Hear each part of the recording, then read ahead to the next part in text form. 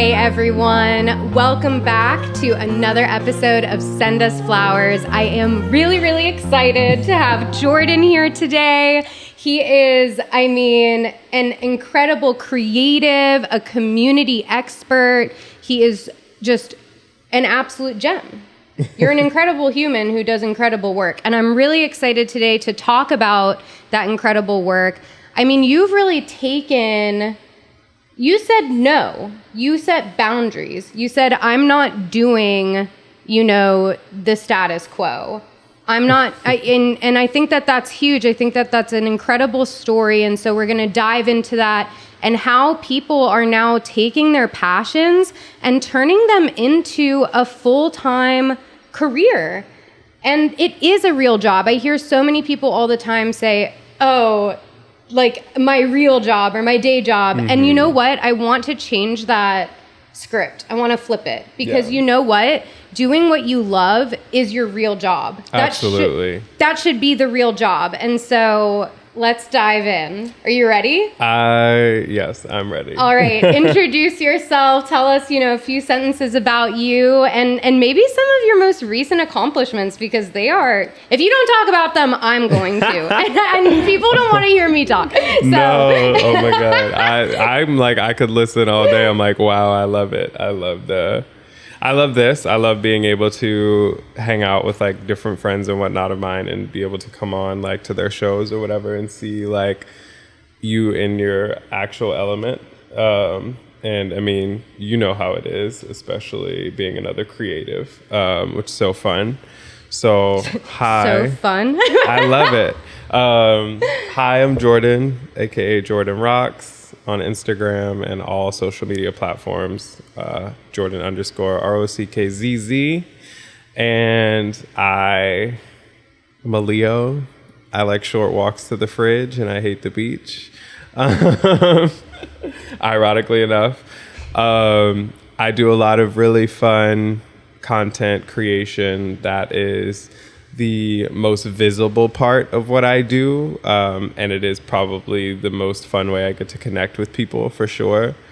Some of my accomplishments would be I shot the Met Gala, I shot both Hall of Flowers, as well as several other cannabis events and trade shows in the last year. My most recent job, I got to shoot the Super Bowl for Meta, which is pretty dope. And then today I just dropped a video of a campaign I'm doing with Brooks and Zappos. I loved it. Or is that the one you put up? The one that's where what I it just put starts up at today. The shoe and then it goes up. Yeah. So I just put that out this morning. And I got a contest going right now. I'm against a bunch of other creators for Spray Ground. All kinds of fun things happening all the time. And I get to wake up every day and find ways that are inventive to bring people together and most importantly, make other people, kind of feel human again. And I think we all need to feel human again. And so speaking of, what human are you sending flowers to today? Because I do love to start this podcast with, us having great energy here and also paying that energy forward to anyone. I mean, it can be your mom, it can be a friend or someone you admire in the space. And you know what? Something I'm going to implement today, they can be dead or alive.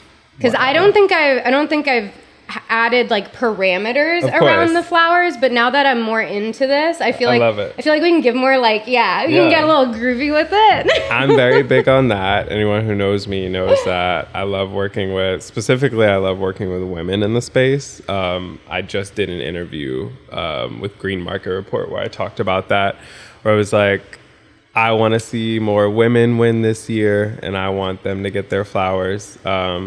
If I could in general, I would give it to all the women out there kicking ass and taking names every day. And specifically, I'd love to shout out Canna Inclusive Gang. Love Canna Inclusive. Co-founder Mary Pryor. She is absolutely amazing. We love Mary. We stand.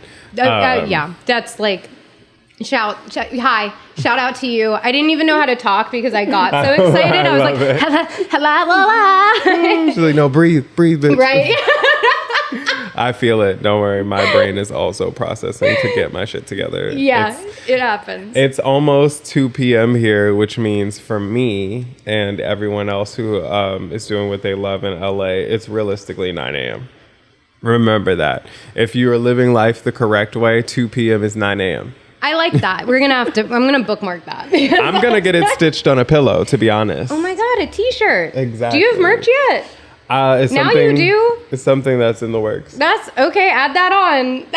That's another piece you need. Okay, so Mary, we're sending you flowers. I also am sending you flowers. If you don't follow Mary Pryor yet, Pryor, you have to. Absolutely incredible advocate, creative, writer, founder. I mean, I could go on. Like, there's a long list. But Crypto queen. Yeah, like, I mean, yes. That woman is crazy smart. It's insane. Crazy. But I mean, I love Mary, but today we're here to talk about you. And I really, like I said earlier, I've loved watching your journey, and I want to learn more about it today and how other people can follow their dreams. And I know that sounds some type of way, but like when you believe in yourself and what you're doing, it makes all the difference. 1,000%. And you will succeed. Exactly. There's no question about it. And so I would love to know, where did you start with this? I started... And that's a little bit of a loaded question because I want to know where your journey begins in your mind. So I started, years ago. So my background, a lot of people only see like the final result, which is like the Instagram stuff, which is always fun. But I started dancing out of high school for the NBA. And I also worked a full-time job with a fragrance company that basically we imported international fragrances and then we distributed them throughout the States. So with that experience, I started by packing boxes, but like in less than 6 months, I ended up learning about the fragrances in the storefront and being able to sell them. And then I was able to outsell the girl who was managing the front and pack boxes at the same time. Of course. So slowly but surely, like I just started kind of learning more and like adding all of these, things to my arsenal, essentially, of having different capabilities. But the best part is that I've always been very fortunate to have these women around me who were super smart and that were also still like very like caring and like kind of like matriarchal in a way. Yeah. And they were always great like mentors. So my first boss, who's now one of my mentors as an entrepreneur, who I actually recently had the opportunity to work with in New York a few weeks ago, she always taught me, she was like, while you're working for me, if you ever have any questions about anything, I'd rather you ask me versus assuming, so you don't make an ass of you and me, and like come to me first, and like, I'll always have your back. And right, yeah. And if you're ever working here and you don't feel happy, let me know, because if I can do anything to make sure you're happy while working for me, I will. But ultimately, she said, I don't want this to become a space, and like you should never work anywhere where you aren't happy. Right. Whether that be for someone or for yourself. And she always encouraged me, like if I ever wanted to do anything else, to do that. And having that like guidance always was nice to have in the back of my mind, along with like the other things I picked up along the way. So one of the things, she always encouraged me to dance, like even after that job moved me here to LA. So I came to LA with a full-time job, with a salary, everything. Yeah. And when was that? This was in 2015. Okay. And all right. I was working in fragrance, and I was managing our accounts within Neiman Marcus in Beverly Hills, as well as Neiman Marcus in Fashion Island.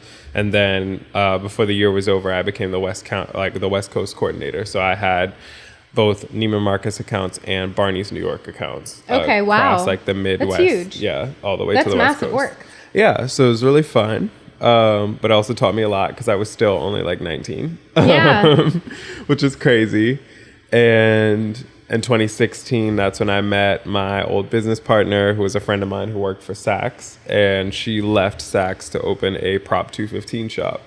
Okay. And that's when I had my first kind of like foray into the cannabis world. And so did you smoke or consume at all before that? No. Really? Nope. I grew up Jehovah's Witness. Okay. So super religious. Yeah. On top of, I worked for the NBA, so I was being drug tested. Very conservative. You know? Yeah, so I was of like, course. I remember my first season, someone who I was, or who was supposed to be on the team with us, and he was a veteran. So like he was coming back for like, I think his second or third year on the team. He failed his drug test, and then they even let him like take it again, and like Wow. he like failed it the second time too because he smoked. So Yeah. like of course I was like, oh my God, like my first season, and like someone who was supposed to be on the team like got kicked off for like smoking. So like I'm definitely not gonna smoke now, right? So I came here, and like all I did was drink, coming from New Orleans, of course. And I didn't actually start consuming regularly until like late 2018 into like some of 2019. Okay. Wow. Yeah. Wow. Yeah, which is crazy. I ran a 215 shop. Like I assisted in running a Prop 215 shop without ever using cannabis. And so what was that like, you know, when, I guess it depends on your role primarily, you know, do you think that affected at all your role? Like, do you feel like...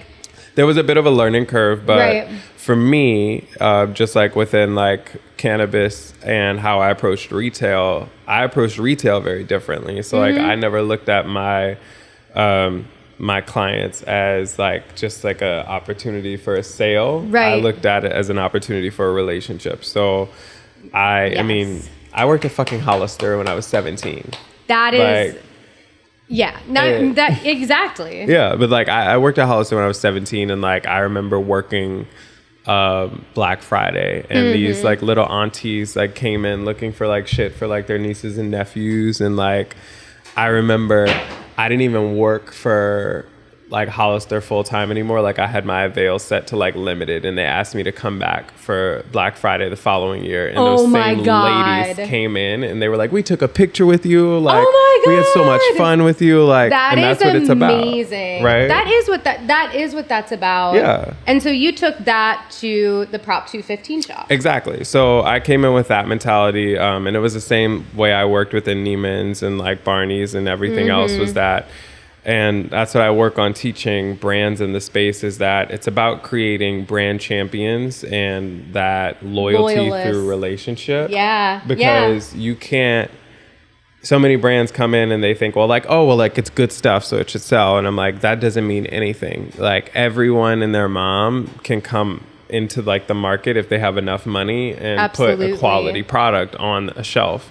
But it's a matter of, what are you doing in terms of creating time, space, and energy to build that relationship with your consumer as well as with the bud tenders? And that's what I did within the space that we had. When I did come on board, was I focused on like making sure there was streamline and organization when it came to like what we offered, on top of like, I was like, yo, like if we don't have a fully packed waiting room, like you can spend time with these people. Like they come in here because they want to talk to you. Like I know like the guy down the street who's 65 plus and he beat lung cancer, and like he's coming in here regularly because this, you know, OG Kush that we have like puts him out, even though I don't fucking smoke, but I know this is the only thing that like helps him like ease his pain and like also makes him sleep best. Like, and I learn off of pattern, on top of like I learn off of talking. So the more time I spend with anyone, like the more I'm able to kind of like feel out like, okay, like maybe you should go this route, and like, you know, kind of factoring that whole thing in. Right. So I really started to like indoctrinate that into what we offered. And I mean, it was great. Like when I came on, and I literally managed to shop for my girlfriend for like 10 days so she could go to Mexico. Because it was like a year she had the shop open, and she's like, I have not left the shop since like, she's like, can you just come in and like run it for 10 days? And I was like, sure. And increased the sales in 10 days on top of like how organized it was. And Wow. then because I worked in fragrance, terpenes are really easy for me to identify. Like I was like, oh, like, well, tell me a little bit about like, you know, what makes like a sativa or indica or like, you know, a hybrid or whatever. So by the time my girlfriend came back, like I literally was like, oh yeah, like I could tell you that like this is like really close to like the clementine that we sell. So like, Yeah. you know, this is like our next like batch that we're going to use, and like being able to identify all those things from that background. And I also like, I took culinary courses in high school. Okay. And coming from New Orleans, a city that is known for have food. You probably have an incredible palate. It's a really fun like little party trick. Like Yeah. when Raw Garden did their like social club thing, I went and like I walked like right up to the terpene bar and I was like, this is this, and this is. They're like, oh, you must have studied. I was like, no, I just got here. Yeah. No, and that's so cool how then all of these different walks of life have contributed to then, you know, culminating in that full experience. And so then, you know, I saw that there were some later disagreements at some future opportunities from a recent profile you did. Oh yeah.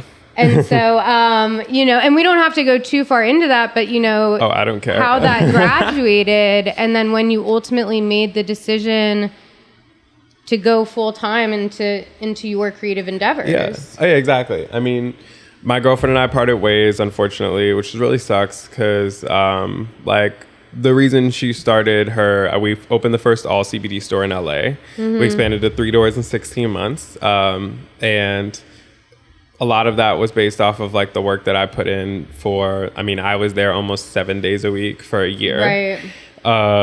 And I mean, I was happy with what we produced and the space that I helped build. Yeah. Unfortunately, we just didn't see eye to eye on things such as like racial inequality in terms of like that being a ethics point of view versus political. And so I just parted ways with her on that. And also she was kind of one of those people who's like, she's definitely the COVID-19 thing was a political like scare tactic. And I was like, well, half of Italy is dying, including like, I have friends that are stuck in Italy right now. Like, I don't think it's a political scare tactic. I think this is real. Yeah. I feel that. Yeah. Being in, yes. And it's a lot when like, I mean, I was the buyer and the head manager and I'm like scheduling my employees and like, I'm having to talk to them and like I'm like scrounging for alcohol wipes and like making makeshift disinfectant sprays so that they could feel safe at work. Yeah. And meanwhile, the person whose name is on all of it is just like, oh, it's not real. And like if they're scared, like that, it's because they're not like educated on like the facts. And I'm like, 2 of our employees are immune compromised. So yeah, that was. You know, that was a really hard time. It's been a very hard time. It's been a difficult to say 3 years. Isolate, that moment was difficult. I'm like, Jesus Christ. I'm like, I wish it was still like fine and dandy. I'm like, we're waging World War III right now. It's fucking crazy. I'm sorry, I don't mean to laugh. No, but it's the only way to cope, honestly. I know, feel right? you. It's so dark. But it is what it is. And like, I am the person who like, when I was a kid and shit would hit the fan, I'd just be like, ha ha ha ha. Exactly. I guess we're just gonna laugh our way through this. It's like the cartoon where like everything's burning around you. You're like, it's just fine. This is fine. It's cool. Like, we're it's gonna fine. just We've go come to over accept here. it. It's not burning yet over there. Exactly. Yeah. Kind of that's where we're at. So yeah. And you know, in cannabis, and this is like a little tangential, but like it has been particularly interesting watching these things unfold within cannabis and like the adjacent things of cannabis entertainment, et cetera. But like, you know, in cannabis, it's such a unique place because you have patients. You have a lot of people who also, though, don't trust the government for various reasons. You have a lot of people who are, you know, black and brown and minority who are not an LGBTQ and like they aren't represented. Yep. And then, you know, there's all these different voices and ideologies. And so it's been particularly like explosive, kind of. Oh, yeah. To watch this devolve over the last couple years because like you had people really showing you kind of who they are, for lack of better words. And it was for me personally, like, it was just disappointing. I am immunocompromised, and I was dealing with a lot of other shit at that time. That'll be a different day. But like, you know, it was really tough to set those boundaries. Oh yeah, and absolutely. It was really tough to be able to like operate in a way that you felt safe without because it wasn't even like people could just be like, all right, I respect what you think. It was, and I respect that you want to feel safe, which right. I feel like isn't that insane. It's not that big of an ask, in my personal opinion. I was like, I mean, it's not like, what? I was like, well, I mean, they're kind of scared for their lives. So I was like, I'm not going to blame them for that. I was like, I too am scared. It was crazy. And right. I can tell you right now firsthand that it was utterly impossible to get any kind of medical attention during that time. I didn't, like I said, I was dealing with my own stuff. To be able to get surgery, to go to doctors, like there were so many other things that were affected. And so if you were or are, you know, immunocompromised, or even just in a fucking car accident or something. Oh yeah. It was like nearly impossible. Fucked. Like it was crazy. And people just were like, meh, I don't care. Anyway, we don't have to go down this road. But like, I wanted to double down on that because I feel like a lot of people like are kind of, we're so like numb right now. Mm-hmm. And I feel like people kind of look back and are like, well, that was whiny of people or whatever. And it's like, no, this has been a continuous issue. And to be able to find safe spaces to work in where you're heard and respected. Absolutely. I mean, that was a lot of people's breaking points. Yeah. I mean, and honestly, it's like, what's crazy and like, it's a part of like the work that I'm doing in the cannabis space is like only part of what I'm doing. But one of the main focuses is to make sure that we start to realize and also have the conversation around the simple fact that why do we disrespect on top of just like completely disregard the bud tender?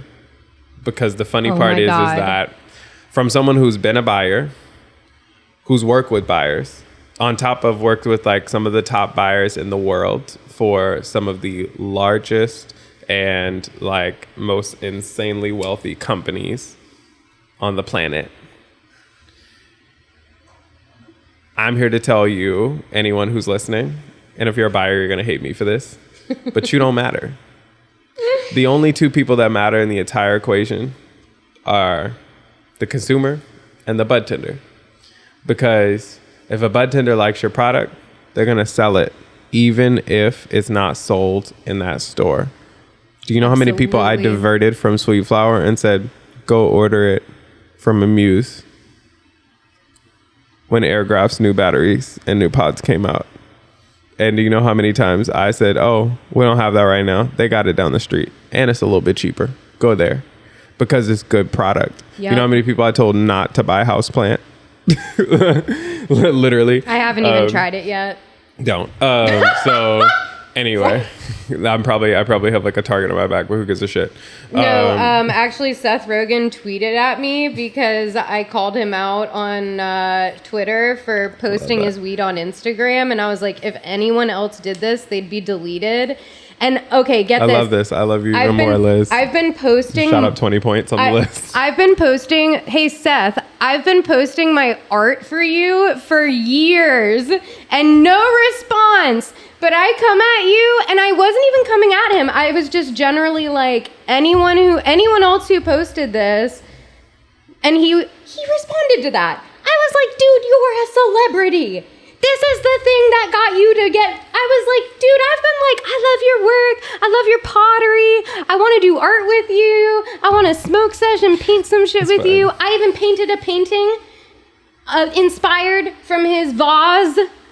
No more. Yeah. No, I will save it for another artist who will appreciate me. I'm just a big person who's like, one of the best parts about working in the luxury consumer side, especially within fragrance, was getting to meet all of these artists that created the fragrance lines that they made, and seeing how if you can make $1 million on selling something people don't need, like fragrance, and you can figure out a way to market it with little to no marketing budget, like we absolutely can do that within cannabis.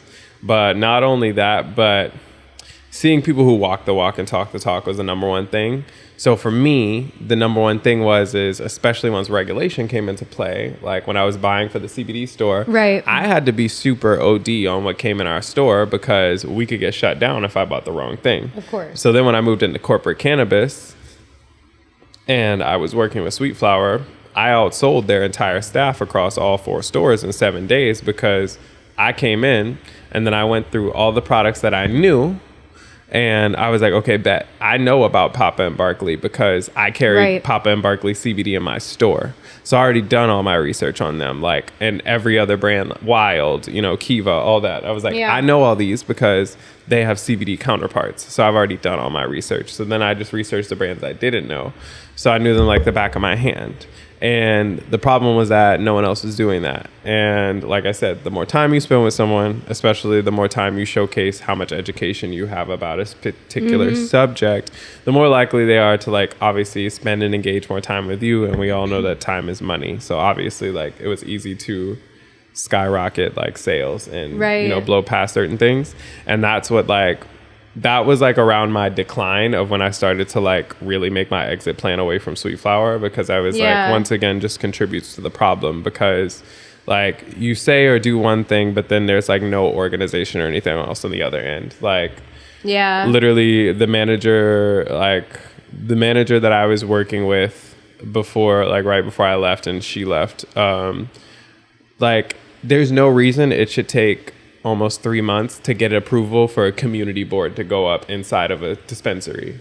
Like, am I right? Like, just to showcase that, like, you give a fuck about your bud tenders who are keeping your lights on. That is crazy. Like, literally, I was like, are we really sitting here having a, like, extremely long email thread about putting up a board to say, like, congratulations on being like the top salesperson or happy birthday. Like the level of like weird I don't even think it's bureaucracy though, because it's such a lack of that. Oh yeah, exactly. And so I don't even know what it is, but it is that. And then it's like picky and choosy though, because in other areas they're like, oh, well, we have to move so fast on this one thing that makes no sense, but is like high priority. Oh yeah, we're like breaking our neck to sell Houseplant, which is just THC designed flower in a container that actually doesn't seal completely, so the weed dries out in 2 weeks. But we can't highlight our amazing staff that like keeps the doors open and the lights on at all. So that's what like really like started to kind of like blow me in terms of like, I was like, I've already built up another business here in LA that has 3 stores open. And then I'm looking at this other store, like, and I'm like, well, this guy has 4 stores open. He's from New Zealand, like not even like, so you would never know shit about like struggle. Like he's an interesting story, but nothing that's like, I'm like, okay, you got a motorcycle accident. Like, cool. The people who work for you could never afford to go to a hospital, like, to recover from that. So, like, if you can't realize your privilege in that alone, like, that's why I was just like, so many things within my own personal ethos. I was just like, this isn't adding up, and this is why I'm not happy.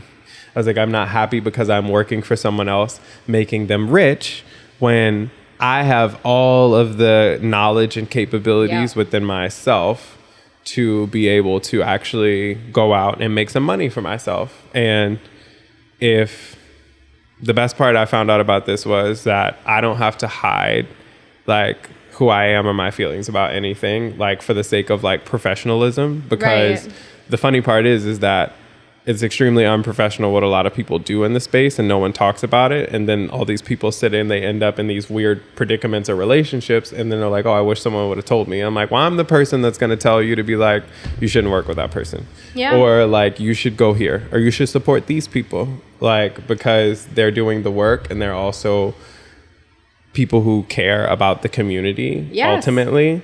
And like, that's what we need to see change, in my personal opinion, is we need to uplift those people. And that's why I quit my day job. I essentially realized that I was putting all of my time and effort into making someone else's dreams come true, when in actuality, the only thing I had to do was free myself from their clock to invest in myself. And I think so many people get scared to bet on themselves, and which is wild. But it's crazy, but it's also, it's what we're taught though. Yeah, like, it is totally. Cause like when it's been a lot of unlearning, like constantly. And especially now in this, like, we live in a completely different world than our parents. Oh, 1,000%. Like, it's a completely different place. And so, like, you have to think about, too, like, what are people even younger than us growing up with naturally? Like, my cousin doesn't even know what a computer mouse is. She had no clue. I was floored. That's so crazy and like, scary. They grow up with iPads. But time, it's literally. That was a luxury back in the day. Dude, I didn't have a cell phone for now babies have iPads. Which is insane to me. It's crazy. I mean, I had a track phone I had a track phone when I was like 11 because Hurricane Katrina happened, and they gave them out for free after that. So people could like call and connect with their families and shit. Yeah. But like, trust and believe, I did not have I had a cell phone. I think I had a cell phone maybe like freshman or sophomore year in high school, and then like it was like a flip phone. It was like a T-Mobile flip phone. Yeah. I had a Sidekick in high school. Yeah. It was awesome. But yeah, we live in a completely different world, and so like there's so much access now. Like the barriers to entry are honestly so low. You just have to do it. But we're so ingrained to not go do it. And to not trust in ourselves, and to not believe in that, and to go get, this comes full circle, to go get a real job. And I think one of the biggest problems too is like,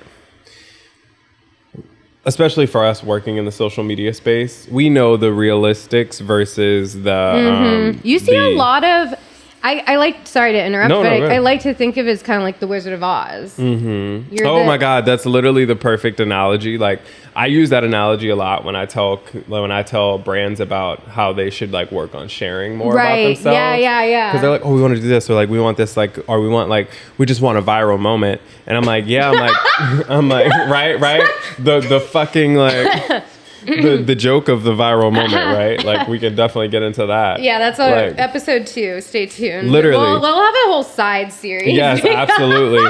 Like, that could be your bonus content right there. Like, let's talk about going viral. Jesus like, Christ. I'm like, yeah. Make that moment go viral. I'm like, do you want to go viral or do you want to make money? Like, realistically, because all of this shit is about money, right? And I'm like, well, how you make money is actually connecting with people. And I'm like, the problem is you're so Wizard of Oz effect, don't look behind the curtain. But I'm like, if you actually opened up the curtain and like showed people like, this is how we make this, or this is how we got here, like literally people actually care. Like, the consumer data shows that 33% of consumers actually started to look into a brand's ethos and how they treat their most base level workers. It matters now. And like, people look into these things to determine whether or not they want to use your product or shop with you or even associate themselves with you. Or want to work with you eventually too. Like, think about it. All of these people who are, starting to come of age, like, we're about to see a whole new workforce. And people of that age, I mean, I really feel for anyone who's coming out of high school, college right now. I mean, Jesus Christ, like, I constantly thank God every fucking day that I was not 16 years old when we were going through this bullshit, because fuck. Oh my God. Like, that would have been a totally different world. And so, I mean, it's crazy. Like, it would have, and so, like, you're gonna have an entire workforce who was very burnt by this situation, who saw like the worst possible shit go down very early in life that affected every aspect of like, you know, their career paths, friendships, everything. Those stages of life are really delayed for a lot of people right now, for a lot of us. And so like, you have to think about that. They're going to be looking to work with, they're going to be looking to start their own companies. Yep. And they already are with the power of TikTok, It's other insane. online communities, Discords. It's like things that other companies aren't even touching. There's whole like worlds and economies growing that are insane. Exactly. And then you have, you know, just this wealth of just different opportunity. And so people can be more choosy about where they want to go work. They can say, hey, I don't really agree with you.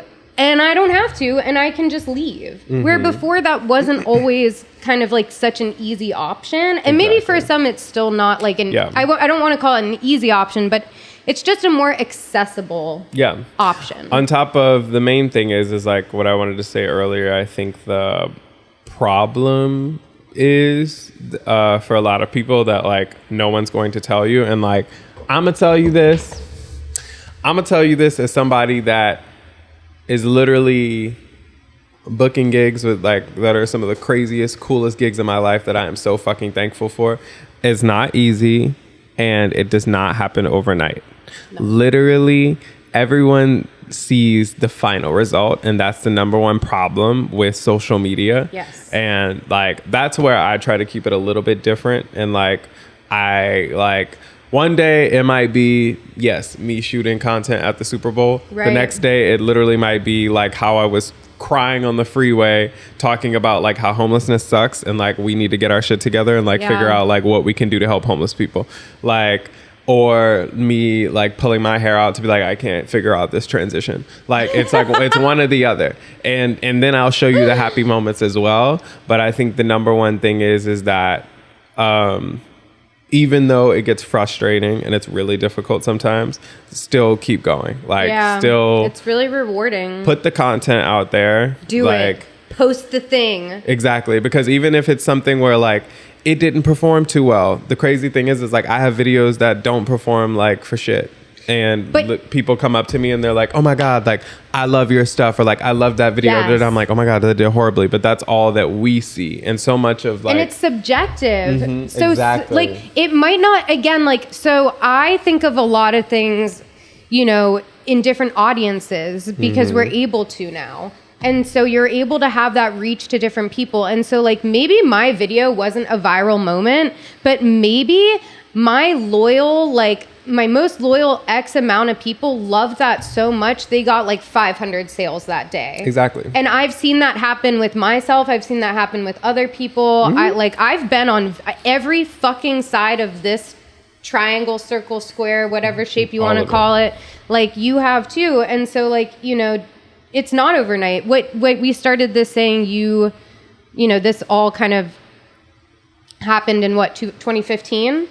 Yeah, I mean, I moved here in 2015. Yeah, so 7 years. Yeah, I mean, this has been overnight. It's been a very interesting. Yeah, right, overnight. I'm like, exactly, and that's the thing, and that's what I always like to. I'm like, I need to make my EPK like on my fucking like page, like the first thing, like here's a badge that shows you this is what I've done. Yeah. And like, and I have to come into those meetings so often. Like the funny thing is I've gotten it into like a 90-second spiel. Nice. When people are like, oh, like so tell us about yourself. I'm like, okay, so like I moved here in this time. Like I worked at Barney's, Neiman Marcus, Bergdorf Goodman. Like I grew these accounts. I went into my own thing. I grew 3 doors in this amount of time. I outsold like this person's workforce in 7 days, and then I became the trainer for them. Like this is what I do. Yeah. And they're like, oh my God, I didn't know all that. I'm like, yeah, because you probably just saw my Instagram and you were just like, oh, he makes cool videos. Like that's what most people are seeing. But my thing is, and it says it, I think it still says it on the Get Rock Media pages. I'm like, let me tell you a story that'll rock your world. And I'm like, essentially, like,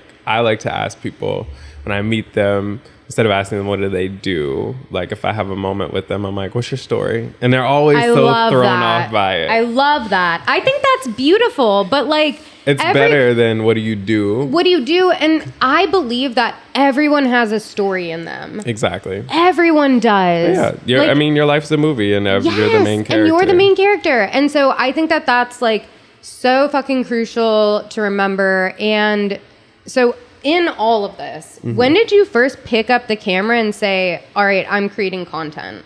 So ironically enough, this all started from like how I built my platform, which is dance. So I'm a dancer. I've been dancing for extraordinarily talented. I have a fun time. I've been dancing like a little over 10 years now. And my old roommate, I remember this as clear as day. We were leaving the 24-hour fitness in Glendale in like the middle of the night. I was helping him like polish something he was going to shoot. And he was like, what do you want to do with dance? And I said, I literally want to make money from my phone making videos. And he was like, well, how are you going to do that? And I was like, I'm going to build my platform up. And then I'm going to reach out to brands and be like, hey, I'm going to make a dance video for your product. Yeah. And literally that's how it started. I still get to do that every now and then when I get to throw in a dance project. It's super fun. Yeah, and I love that you incorporate that into your content too. It makes it really unique. Yeah, a lot of people don't know that artist-wise, dancers are one of like the most undercut artists in terms of like performers. Wow. So for example, if you're a dancer and you become SAG, like certified or whatever, it makes it harder for you to book jobs because people don't want to pay. Yes. Wow. Because you're in a union now and they don't want to pay you. So often you end up having to not be like SAG or anything because like they may want to not pay you what you should be fairly paid. Which is a very big topic. I mean, there was a whole stink about it for the Super Bowl, with them like wanting to get extras that were going to be given some movement, but they didn't want to pay them, and they were reaching out to specifically like Latinx dancers in the LA area.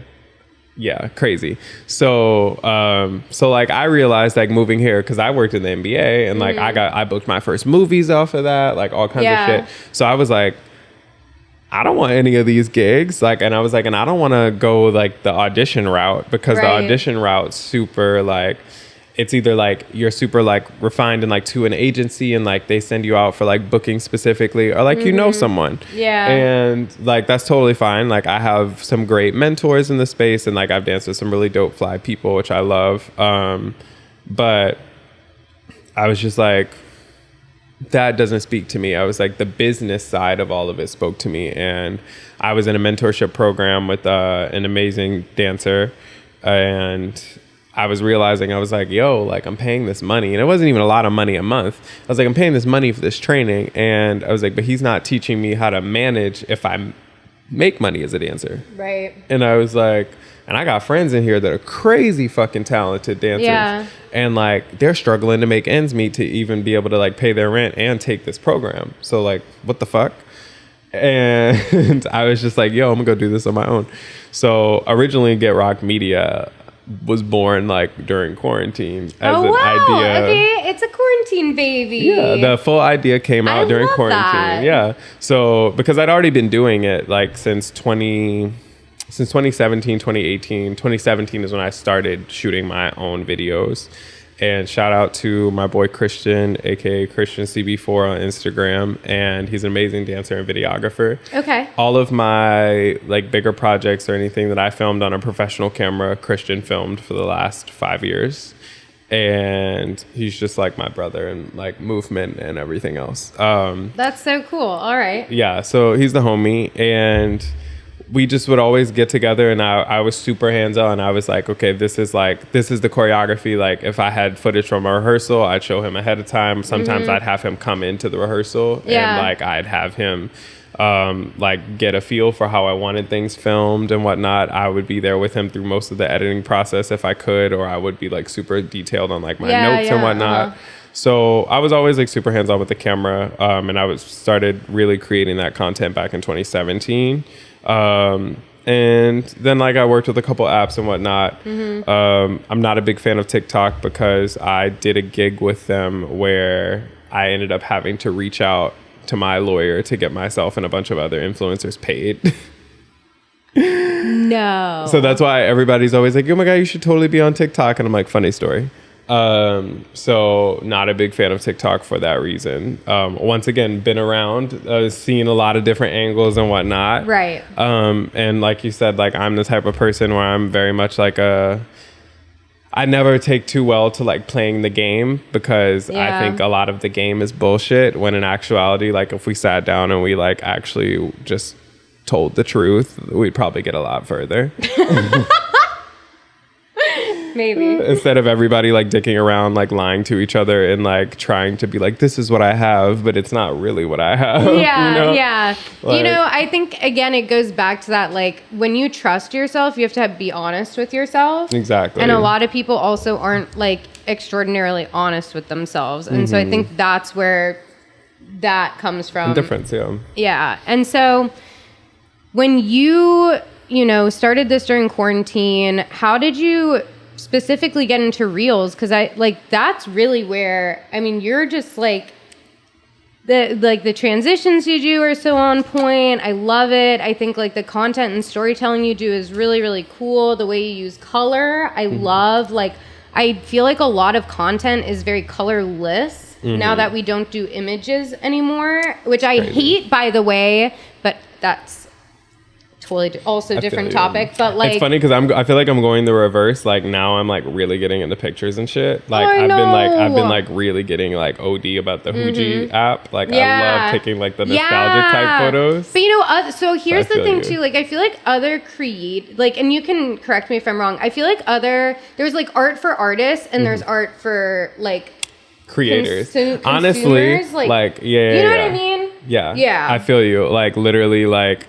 It's funny because the shit that like doesn't really perform too crazy, like it's my artist friends, like my other creator friends are like, yo, that was so fly. And I'm like, I know. Like, I know. I'm like, the people don't get it, but like, it's fine. Like, cause it was crazy. I swear, like they're like, it's kind of like how I compare like Kanye and Drake, honestly. Like Kanye is for like artists and creative people, I feel like more so. And Drake is more for like mass audiences. Drake's for Instagram captions. Yeah. No, literally, dude. And so I feel like there's a lot of different content like that as well. And so, you know, now you have all of this incredible experience. You're doing stuff for the Super Bowl. You're doing stuff at the Super Bowl. You've covered all these incredible events. What is next for you? What's happening? What are you working on? I have a couple things in the works right now, which are fun. Can you give us any hints as to what they are? You're attending one of them, actually, which is the brunch I'm doing with Source Cannabis. I'm so excited for that. The Jack Harer from Source is really stupid. Good. It's like, I know a lot of people, you know. I'm like, I think I have it in my car. Real? I smoked all mine. It's gone. I'm like, I think I still have some in my car. We'll take a walk. It's gone.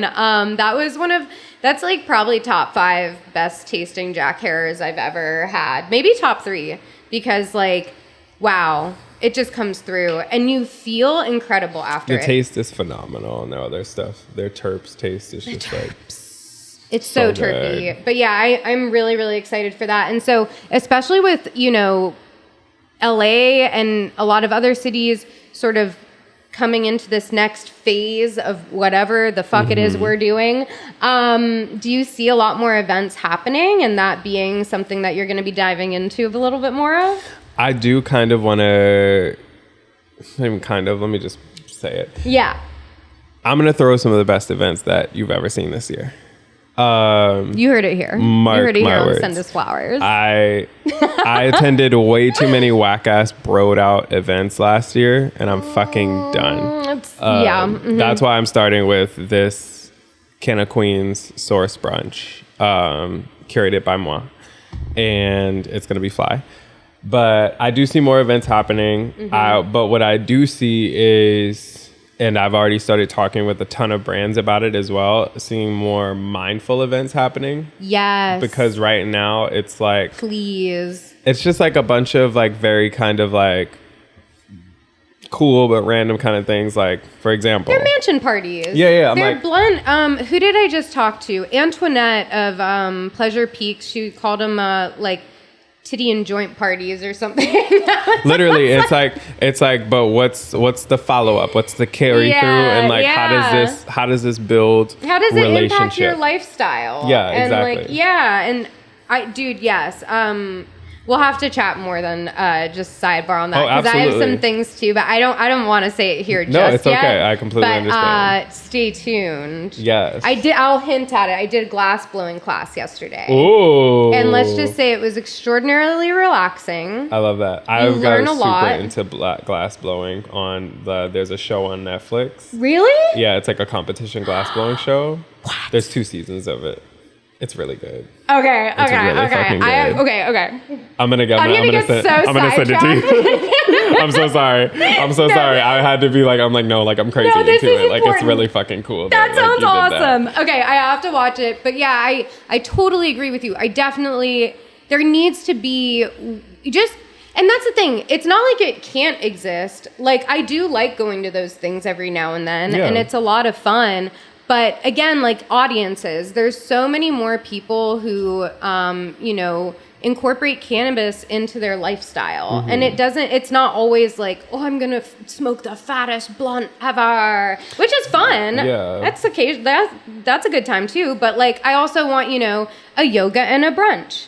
Or like a dance party, and like an actual dance party, not like a DJ playing Travis Scott, which is also fine, but like not just a DJ playing Travis Scott and a guy going like this. I have something. We're gonna collab on then. That's like a whole like dance party sitch that I want to like create.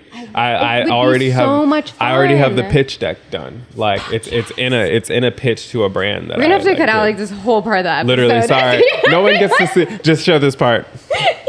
Just know that you aren't privy to all the dope information, but some dope shit's coming. There is some dope shit coming. Okay. Just trust us. Just trust us. All right. Okay. Before you enter like a conference call of ours, I would love for you to just drop me, what are the biggest tips you have for someone who's just hating their job right now, who wants to be a full-time creator or just needs like the encouragement to go out on their own?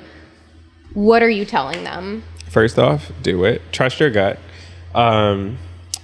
I would say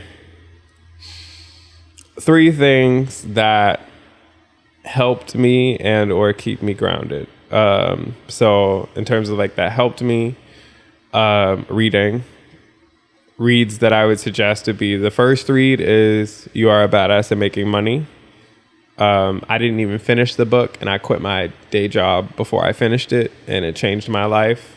There's another book that's called Make It, Don't Fake It. Forget like the subtitle under it, but it's like To Lead with Authenticity. Okay. There is HBR's top 10 reads on managing yourself, which I'm working on right now, and the 4 agreements. I would suggest all of those in terms of they're really good reads on top of like something to encourage you and yourself to bet on yourself and give you a little bit of like business acumen in general. And then the 4 agreements I literally just finished last week, like while I was in Mexico, and it was great. I got it tattooed up my fucking leg. But the 4 agreements are basically, have you ever read it? No. I will totally gift it to you. Okay. I've like bought it 3 times already, like since then. Like I'm buying everyone this book. It's the best book you can ever buy. It's so cheap and it's like so full of just great information. Okay. But basically the 4 agreements are be impeccable with your word. Don't make assumptions. Why do I always stumble on the 3rd one? Which is, it's literally on my leg. I'm like, should I reveal my leg on camera? I'm like, I'm totally fine to show my thigh. Send us flowers, OnlyFans. Literally, I'm like, this is on the Patreon, actually. No. Okay, what is it? Be impeccable with your word. Don't make assumptions. If I had my phone, I'd Google it. I'm like literally just looking at my thigh. I don't care. I'm like, it's here. Oh, what is it? No, don't make assumptions. This is the 3rd one. What is the 2nd one? It says... I like the butterfly too. Thank you. Oh, it's a death moth. Death moth. I'm like, sorry, I have my underwear in front of your face. I'm like, I promise I've been working out and I showered. Sorry. Okay, you saw it here first. So the 4 agreements, which are be impeccable with your word, don't take anything personally, don't make assumptions, and always do your best. I love that. It was hilarious. I love it. That was. This might have been one of the best episodes. I'm so sorry. I just like disrobed in front of you in my potent goods tracksuit. I figured maybe like episode 50 I would start incorporating nudity, but like I'm really good on it happening now. I wanted it to be me. It was you. Okay. Yeah. Thank you. I hope you were into it. I am. Okay. I am fine with it. Like. Just kidding. I was like, come, let's do it. I'm working on these. Okay. I know. I got a little more work to do. Give me like 10 more Pilates classes. Same. Okay. So those reads, highly, highly, highly recommend. They're great. But I mean, honestly, they're really good shit. The second one after that, after reading, because reading's important. Sorry. It is. You should always read. Reading is fundamental, kids. It is. The second one would be to look up your human design. Have you looked into your human design? No. We're going to do it today. Okay. Afterwards.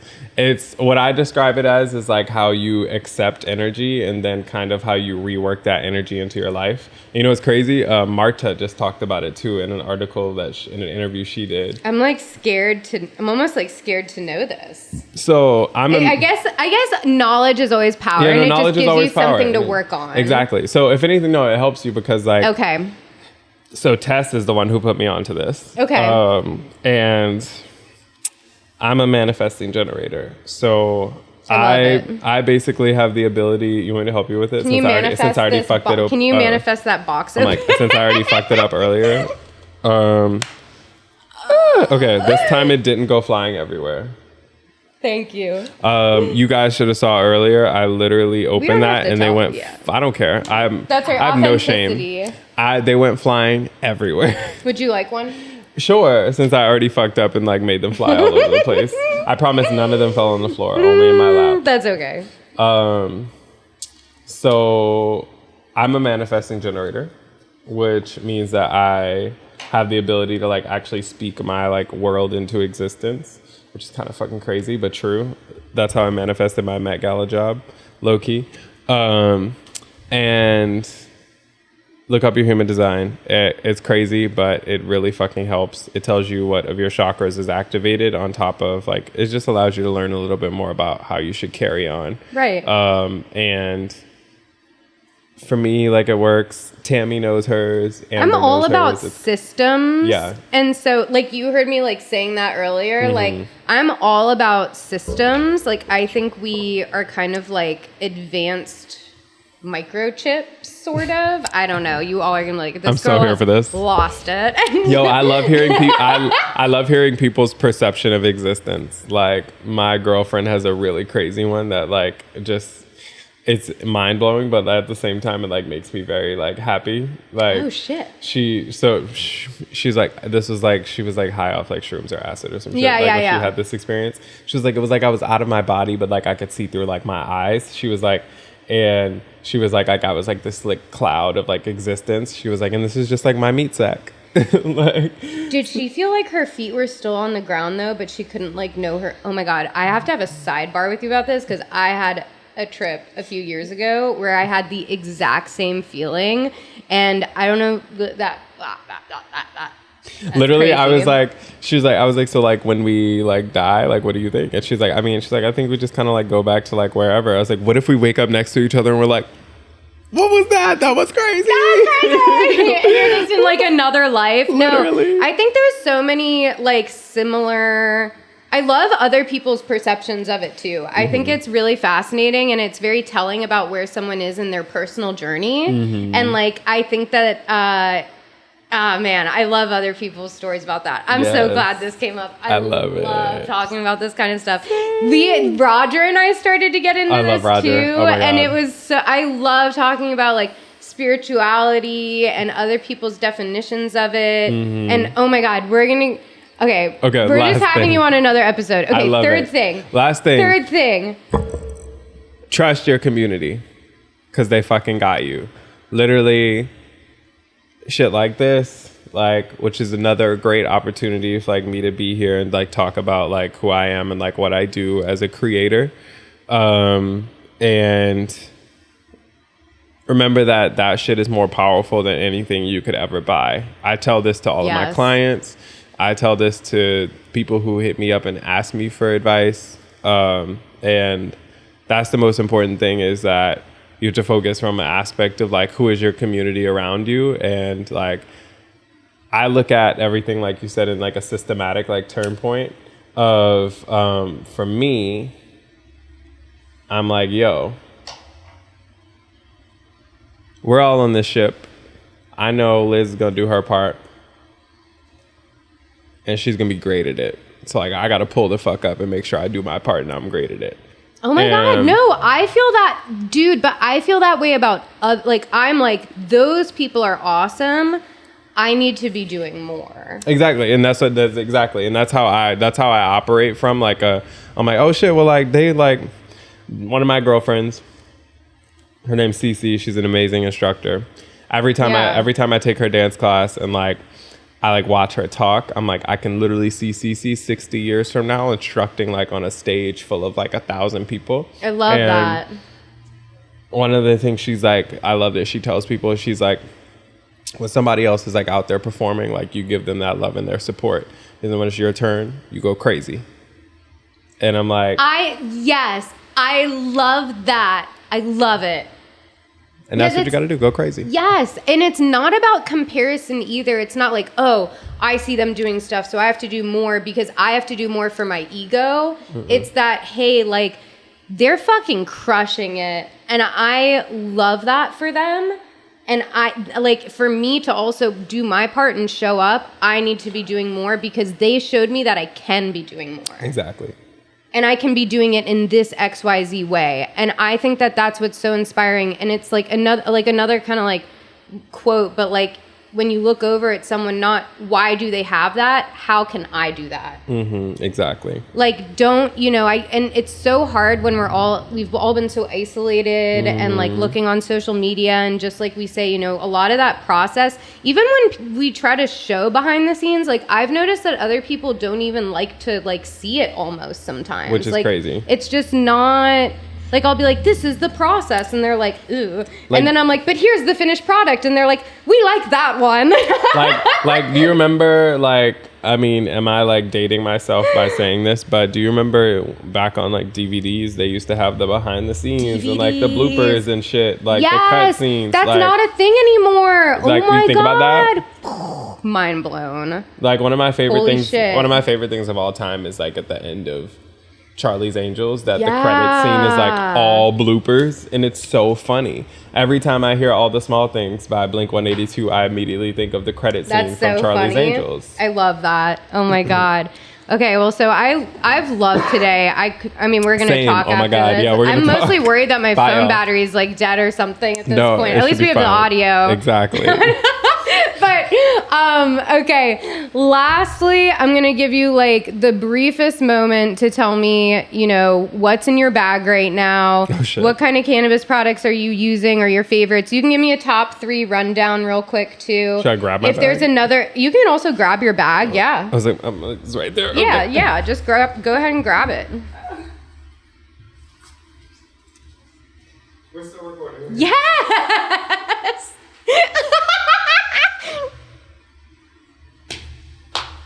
Love it. Okay. I'm leaving that in. I also checked. We're still recording. Hi. Okay. Shout out to Spray Ground, and if I don't win, I'm coming You for better y'all. win. If I don't win, I'm gonna I have to out the share it living shit out of today. them. It's fine. Everyone needs to share that. If you share the Spray Ground video of Jordan's, We have until March 17th. Okay. you have until March 17th, and I'll send you a Send Us Flowers hat. You have to DM me and send me a screenshot. I want to send us flowers. Well, I'm gonna send you all that stuff. Yeah. There's like merch packs coming. I'm ready. I can't wait. Okay. It's coming. So what I do love about these backpacks is they have like a little secret hidey pocket back here. So I've definitely gone places. We love secret Heidi pockets. So I'm a very big edible diva. So I have the Kiva live resin. Love those. Blue City Diesel, and this is a collab that they did with Cali Stripe. Thank you for that. Boom.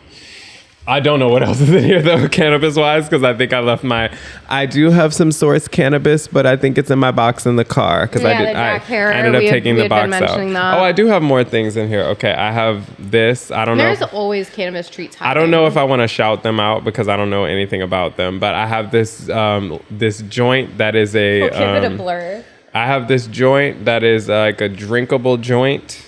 It's 30 milligrams and it's watermelon flavored. Once again, I am an edible diva. And then let's see, are there any other cannabis products in here? If not, I do have a cannabis related thing in here. Dude, this would be like a Cute, 5-hour energy, but it's like a 5-hour joint. Right? So cute, right? Love that. Which also, if anyone takes that, I mean, I guess it was never original in the first place. Oh, I do have, okay. And then I have some CBD in here from this brand called Renusha, and it is made by Comco in Michigan, and they're a vertically integrated facility and joint up in Michigan. All right. These are 30 milligram dissolvable CBD tablets. Ooh, we like that. And then for funsies, and I'm going to take a picture of you, I have a disposable camera, and it is from our friends over at Green Monkey. They're doing a really cool collab with Shea Coulee from RuPaul's Drag Race, and the proceeds are going towards our friends over at our academy, aka This Is Our Dream on Instagram. We stand them because they help females and minority-owned businesses in the cannabis space gain access to funding and all kinds of different tools so that they can get their brand on the market. Yeah. I love that. That's how I met Tess. Really? Yeah, because they got her brand in the Sweet Flower. Oh my God. Yeah. Okay, dose of saucy. Exactly. Which, if you haven't tried it yet, incredible. You should try it. Have you tried the hot sauce yet? I haven't tried the hot sauce. So good, I'll have to bring you some. I've tried the barbecue sauce. I'm shaking the table. I know, I did it on my side too.